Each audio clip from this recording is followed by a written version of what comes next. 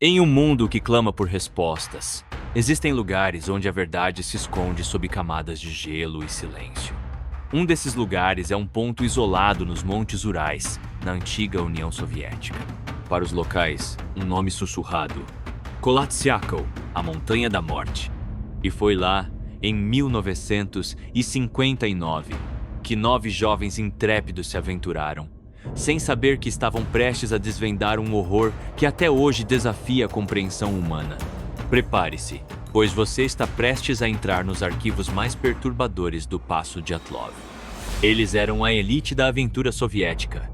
Estudantes universitários, esquiadores experientes, com o jovem e carismático Igor Dyatlov liderando o caminho.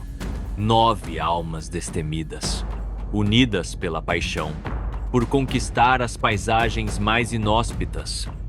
Seus diários irradiavam otimismo. Suas fotos registravam sorrisos e a majestade brutal da natureza. Uma simples expedição de esqui nos Montes Urais, rumo ao Monte Otorten. Um desafio, sim, mas nada que pudesse abalar a confiança de um grupo tão bem preparado. Eles prometeram retornar. Ninguém poderia imaginar que essa seria a promessa que o destino se recusaria a cumprir. A data limite para o retorno, 12 de fevereiro, passou em branco. Nenhum sinal, nenhum telegrama. Inicialmente, um atraso. Mas o silêncio se tornou pesado, sufocante.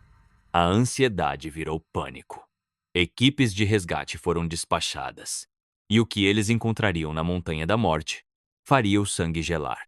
Em 26 de fevereiro, a cerca de 1,5 km da encosta do Kolatsyakl, o coração dos socorristas parou. Lá estava ela, a tenda, parcialmente coberta pela neve. Mas o que estava visível era um horror, rasgada de dentro para fora. Não um rasgo qualquer, mas uma série de cortes violentos, como se algo tivesse forçado aqueles que estavam dentro a fugir em um desespero cego. Dentro da tenda, um cenário de perplexidade. Botas, casacos, cobertores, mochilas, tudo lá, intacto, abandonado às pressas, como se a vida de cada um dependesse de uma fuga imediata para o frio de 30 graus Celsius. Do lado de fora, a neve imaculada guardava o segredo das últimas pegadas. 6 ou 7 pares. Alguns descalços, outros com uma única meia, apontando para a floresta, para a escuridão da noite congelante. Eles haviam corrido para a morte.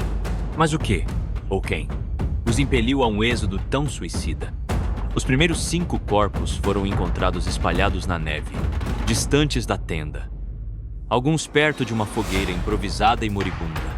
Outros tentando heroicamente voltar para o abrigo, congelados, sem vida.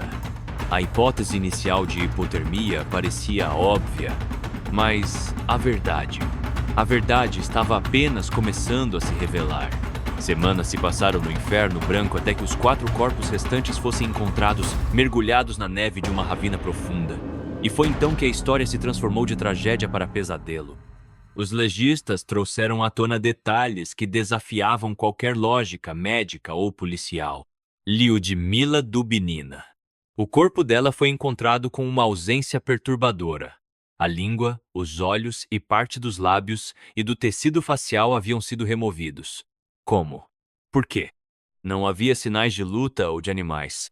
Semyon Zolotaryov e Nikolai Thibault-Brignoles apresentavam fraturas cranianas massivas, como se tivessem sido atingidos por uma força descomunal sem qualquer sinal externo de impacto. O corpo de Alexander Kolevatov exibia múltiplos traumas e deformações. E a cereja do horror. Exames subsequentes detectaram altos níveis de radiação em algumas das roupas das vítimas. Não havia vestígios de outros agressores humanos.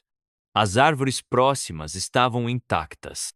Como 9 jovens, em seu auge físico, poderiam fugir em pânico de sua tenda, para depois sofrerem ferimentos tão brutais, tão específicos, sem deixar qualquer rastro do que os atacou? A conclusão oficial soviética foi vaga e insultante. Uma força natural irresistível. Mas quem, em sã consciência, poderia aceitar isso? O caso foi rapidamente fechado. Os arquivos, selados por décadas. O silêncio imposto. Mas o mistério do Passo Dyatlov se recusou a morrer. Em cada buraco, na história oficial, uma nova teoria brotava, mais sombria que a anterior. Teria o grupo Dyatlov cruzado o caminho de um experimento militar ultra-secreto soviético? Armas sônicas capazes de induzir pânico e causar danos internos sem marcas externas?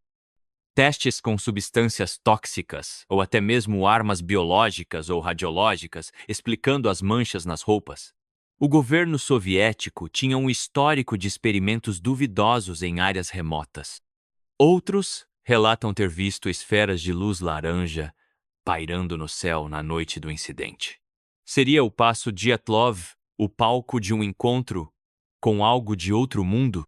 Uma intervenção alienígena que aterrorizou os esquiadores e deixou um rastro de mortes inexplicáveis, incluindo a remoção de órgãos que remete a alguns relatos de abdução e, embora menos provável, a lenda de uma criatura desconhecida, talvez um tipo de Yeti russo ou uma fera territorial, que teria atacado a tenda, com uma força capaz de causar tais traumas. Mas, novamente, a falta de vestígios de luta e a natureza específica das lesões tornam essa teoria menos crível. Mesmo que a avalanche não se encaixe, poderiam ser ventos catabáticos de intensidade absurda, criando ondas de choque, ou um fenômeno raro de infrassom que causa pânico e desorientação. A natureza tem seus próprios horrores, mas a escala das lesões ainda intriga. O corpo de evidências é um quebra-cabeça macabro. Cada peça, uma contradição. A tenda rasgada por dentro, os corpos correndo descalços para a morte, as lesões brutais, a língua ausente, a radiação inexplicável. O que realmente aconteceu naquela noite fatídica no Kulatsiako? A Montanha da Morte guardou seu segredo, e o governo soviético assegurou que ele permanecesse enterrado. Mesmo com a reabertura de alguns arquivos, a verdade completa do Passo Dyatlov continua elusiva, um fantasma que assombra os que buscam respostas. Este não é apenas um mistério de desaparecimento. É uma história sobre o terror do desconhecido, sobre o que acontece quando forças incompreensíveis se chocam com a vida humana, e sobre como alguns segredos são tão profundos que o mundo prefere esquecer. Luz. Mas no Arquivo Proibido, nós nos recusamos a esquecer. Você está pronto para desenterrar a próxima verdade que o mundo quis esconder?